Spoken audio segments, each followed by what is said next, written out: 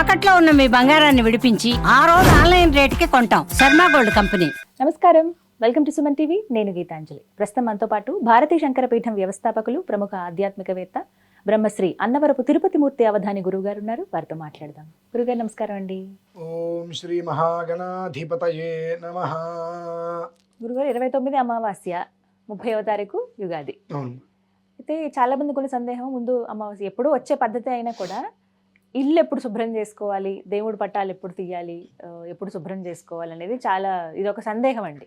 ఇల్లు శుభ్రం చేసుకునే విషయంలో అంటే నియమాలు ఏమన్నా ఉన్నాయా? ఈ సమయంలో ముందు రోజే చేసుకోవచ్చు, ఎందుకంటే 28 కూడా అమావాస్య ఉందని చెప్తున్నారు. మరి ఇంకా 27నే శుభ్రం చేసేసుకోవాలా? మరి ఈ 2 రోజులు అంట అనేది ఒకవేళ వస్తే గనక ఇంట్లో అప్పుడు పరిస్థితి ఏంటి? లేదు ఉగాది రోజు ఉదయమే శుభ్రం చేసుకున్నా పర్వాలేదా? వీటి గురించి ఈ సరే, మనకు ఈ అమావాస్య కూటమిలు ఇవన్నీ తీసి పక్కన పెట్టేస్తే, ఎప్పుడైనా సరే మనము పూర్వరాత్రో ముందు రోజు రాత్రి చేసుకోవాలి. ఎందువల్ల ముందు రోజు రాత్రే మనం అన్నీ బాగు చేసుకోవాలి. దేవాలయం అంటే దేవతా విగ్రహాలు తుడుచుకోవడం కానీ, కడగడం కానీ, బొట్లు పెట్టుకోవడం, అలంకారం చేసుకోవడం అనేటువంటిది ముందు రోజు రాత్రే మనం ఏదైనా చేసుకోవాలి. 2 రోజుల ముందు కూడా మనం చేసుకోవచ్చు కదండి అని కొంతమంది అనుకుంటూ ఉంటారు. అది 10 రోజుల ముందు కూడా మనం చేసుకోవచ్చు అండి. కాకపోతే ఎప్పుడైతే కనుక నువ్వు రేపు ఒక పండగ ఉందనో, ఇంట్లో ఒక ఆరాధన ఉందనో, ఒక 4 రోజుల ముందు 3 రోజుల ముందు ఇల్లు మొత్తం దులిపేసుకొని, మొత్తం బట్టలు అవన్నీ కూడా ఉతికేసుకొని ఆరేసేసుకొని, ఈ దేవుడు పటాలు మొత్తం అన్నీ కూడా శుభ్రం చేసుకొని కనుక నువ్వు ఉన్నట్లయితే, అప్పటి నుంచి నువ్వు ఏదైతే కనుక ఇంట్లో ఒక సంకల్పం చేసుకున్నావో అది పూర్తయ్యే వరకు కూడా బ్రహ్మచర్య వ్రత నియమాన్ని పాటించాలి. అలా పాటించడం అనేటువంటిది కుదరచ్చు, కుదరకపోవచ్చు. కనుక పూర్వరాత్రౌ అంటే ముందు రోజు రాత్రి, అంటే వాళ్ళ రాత్రి నిద్ర తలస్నానం చేసుకొని రేపు ఉదయం మనం ఏదైనా పూజ ఉంటుంది, ఇవాళ సాయంత్రానికల్లా మొత్తం అస్తమానం వరకు మొత్తం అంతా అస్తమానం తర్వాత మళ్ళీ చేయొద్దండి. పూర్వరాత్రి అంటే ముందు రాత్రి కల్లా పూర్తి కావాలి. 4 3 అట్లా మొదలు పెట్టేసుకొని సంధ్యా సమయానికల్లా చక్కగా అంతా పూర్తి చేసుకొని జ్యోతిష్మతీం తమాసాదయామి మీరు దీపం వెలిగించి పెట్టుకోండి. మర్నాడు ఉదయం ఆ దీపం తీసేసి మళ్ళీ కొత్త దీపం పెట్టేసుకోండి. ఇబ్బంది లేదు. ఇందులో కొంతమందికి ఉన్నటువంటి సందేహాలు, గురుగారు ఇట్లా మేము పటం తీస్తున్నాం, కింద పడి పగిలిందండి పటము, పగిలిపోయిన పటం ఇంట్లో ఉండకూడదు కదండి. ఏం శాస్త్రం అమ్మా అది? పగిలిపోయిన పటం ఇంట్లో ఉండకూడదు అంటానికి శాస్త్ర ప్రమాణం ఏమైనా ఉన్నదా? అంటే విరిగింది కానీ ఇలాంటివి పెట్టకూడదు అంటారు కదా. పటం పగిలింది, ఫ్రేమ్ కట్టించు, మళ్ళీ ఫ్రేము కట్టించు, మళ్ళీ అట్లా పనికొస్తుందా అండి? అది ఒక పటం షాపులో అమ్మినప్పుడు ఒక ఫోటో మన ఇంటికి తీసుకొచ్చి ఇంట్లో పెట్టుకుంటే దానికి పూజలు చేస్తున్నాం, అమ్మవారిగా భావించి రకరకాల పూజలు చేస్తున్నాం. ఆవిడ నుంచి మనకి ఏదో లభ్యమైందని ఆనందపడుతున్నాం. ఏదో కర్మ ప్రార్థం మేకు విరిగిందో, తుప్పు పట్టిందో, ఏదో చేజారిందో, కింద పడింది, అంత మాత్రాన అది అక్కడి పనికి మాలింది అయిపోయిందండి. అద్దం తీసేసి కొత్త అద్దం వేసేసేయండి, కొత్త దాన్ని పెట్టేసి చక్కగా పెట్టుకోండి. అలా పనికి వస్తుందా అండి? ఈ శరీరం ఉందిగా, ఏదైనా యాక్సిడెంట్ జరుగుతుందిగా, చేయో కాలు విరుగుతుందిగా, దానికి ఏం చేస్తున్నావు మరి?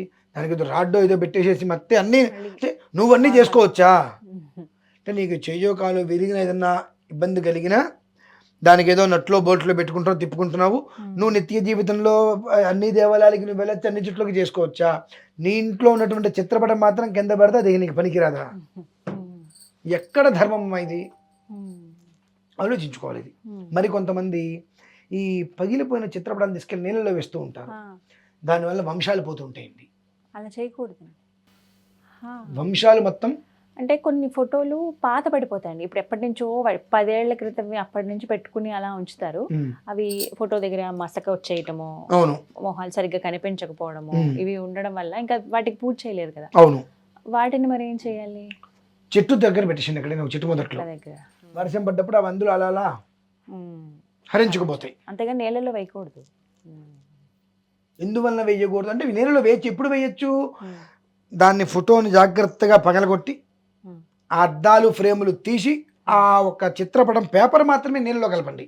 అంతేగాని వీటితో ఈ అద్దంతో సహా నీళ్ళల్లోకి వేసేసినప్పుడు ఈ అందులో ఉండేటువంటి జలచరాలు అవి తినడానికి వచ్చినప్పుడు ఆ గాజులు గుచ్చుకొని వాటి పరిస్థితి ఏంటి, ఇవి మనం తెలుసుకోవాలమ్మా. మనంతటి మనమే ఇవి అర్థం చేసుకోవాలి.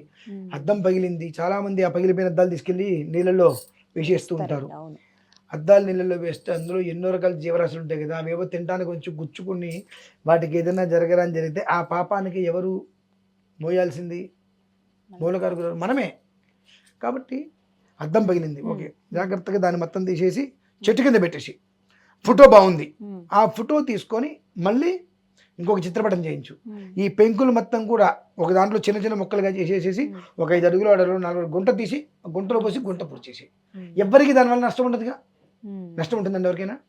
ఎవరికి ఎలాంటి నష్టము ఉండదు గుంటలో వేసేస్తే. అట్లా చేసేయటం వలన నీకు మంచి జరుగుతుంది. కానీ అద్దాలు పగిలిపోయిన పక్కన పడేయటం, నీళ్ళలో పడేయటం, చెట్ల కింద పడేయటం, ఇవన్నీ కూడా నాకు అనిపిస్తూ ఉంటుంది.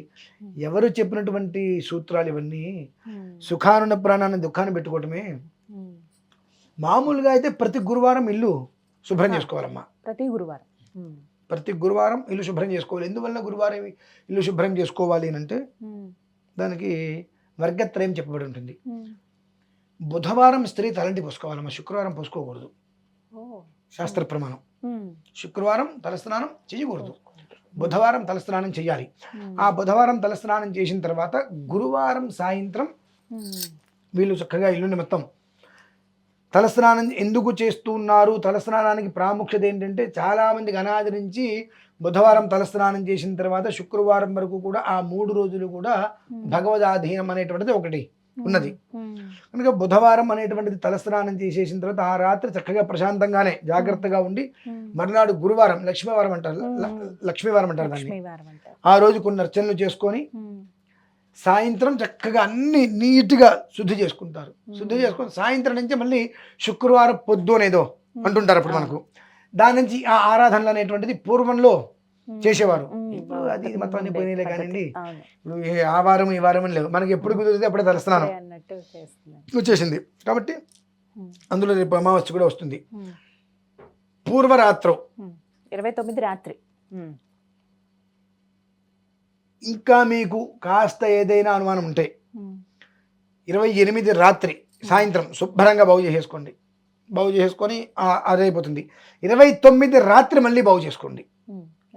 ఏదైనా కాస్త ఇది ఉన్నట్టయితే కనుక ఆ మూల ఏదైనా మీకు కాస్త అనుమానంగా ఉందంటే 29 రాత్రికి కూడా మరలా శుభ్రంగా చేసుకోగలిగితే అది ఎప్పుడు 29 రాత్రి అనేటువంటిది దీనికి సంధ్యా సమయం వర్తించదండి. దీనికి సంధ్యా సమయం కాదు, రాత్రి సమయంలోనే ఆ మొత్తం అంతా శుభ్రంగా. అంటే ఉదయానికి మన ఇంట్లో తోమవలసినటువంటి గిన్నె ఉండకూడదమ్మా. ఒక మాటగా చెప్పాలంటే తోమవలసినటువంటి గిన్నె ఉదయానికి ఇంట్లో ఉండకూడదు. ఉదయం తోమవలసిన గిన్నె ఏదైనా ఉంది అంటే మీరు స్నానం చేసిన తర్వాత ఇల్లు ఊడ్చుకొని దీపారాధన చేసిన తర్వాత ఇంట్లో టీనో కాఫీనో పెట్టుకుంటే ఆ గిన్నె మినహాయిస్తే తోమవలసినటువంటి పాత్ర ఇంట్లో మర్నాటికి ఉండకూడదు. అది మనకు ప్రధానం తీసుకోవాల్సింది. అప్పుడు ఆ ఇల్లు శుచివంతంగా ఉంటుంది. ఎప్పుడు ఆ ఇల్లు అప్పుడు శుచితో ఉంటుంది కూడుకొని. లేదనుకోండి నిన్న రాత్రి విధానాన్ని బట్టి అందులోనే ఉంటే మర్నాటికి అదే అశుచి ఇల్లు మొత్తం కూడా ఆపాదిస్తూ ఉంటుంది. కాబట్టి మనకు కొంచెం ఆ అశుచి అనేటువంటిది ఉన్న చోట లక్ష్మి అమ్మవారు వెళ్ళిపోయి జ్యేష్ఠాదేవి పెద్దమ్మ తెలుసా? పెద్దమ్మ దరిద్రం పెద్దమ్మ. ఆ దరిద్ర పెద్దమ్మ అనే ఆవిడ వెంటనే ఇంటికి వస్తుంది. ఆవిడ ఎక్కడ ఉంటుందంటే ఇటువంటి చోట్ల ఉంటుంది. అన్ని చోట్ల లక్ష్మీదేవి అని ఎక్కడ పడితే అక్కడ ఉంటుంది కానివ్వండి, ఈవిడ ఎక్కడ పడితే అక్కడ ఉండదు. ఆవిడకి చాలా అంటే చాలా శుచి ఎక్కువ. ఎక్కడైతే ఇంట్లో పూజలు ఉంటాయో, ఏ ఇంట్లో అయితే కనుక ఉదయం సూర్యోదయంలో స్నానం చేయకుండా ఉంటారో అటువంటివి ఆవిడ నేను ఉన్నాను అనుకుంటూ వచ్చేస్తుంది అక్కడికి. కాబట్టి ఇల్లు శుభ్రం చేసుకోవాలంటే మామూలు రోజులలో గురువారం సాయంత్రం సంధ్యా సమయానికి, ఇటువంటివి ఏదైనా పర్వదినాలు వచ్చినప్పుడు రాత్రో పూర్వరాత్రం ముందు రాత్రి శుభ్రంగా తీసుకొని మర్నాటి ఉదయానికి శుభ్రంగా నీకు ఇది తోముకోవాలి, ఈ దీపం కుంది తోమాలి, లేదంటే ఇది తోమాలి అనేటువంటిది లేకుండా అన్ని తీసుకొచ్చి దేవుడి దగ్గర పెట్టుకోవాలనేటువంటి రీతిలో పెట్టుకునేటట్టుగా ఉంచాలమ్మా. అది విధానం.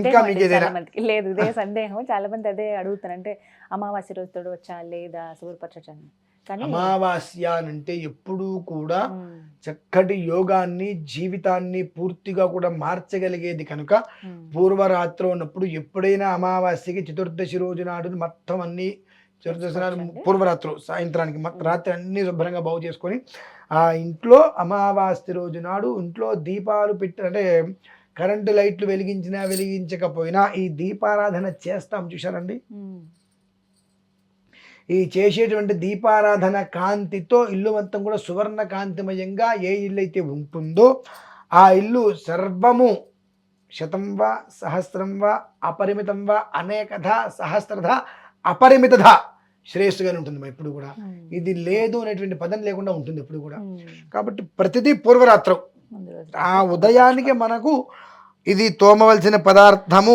వస్తువు అనేటువంటిది లేకుండా లేకుండా. ఉండాలి అంతే. ధన్యవాదాలండి, సందేహం నివృత్తి చేశారు. నమస్తే.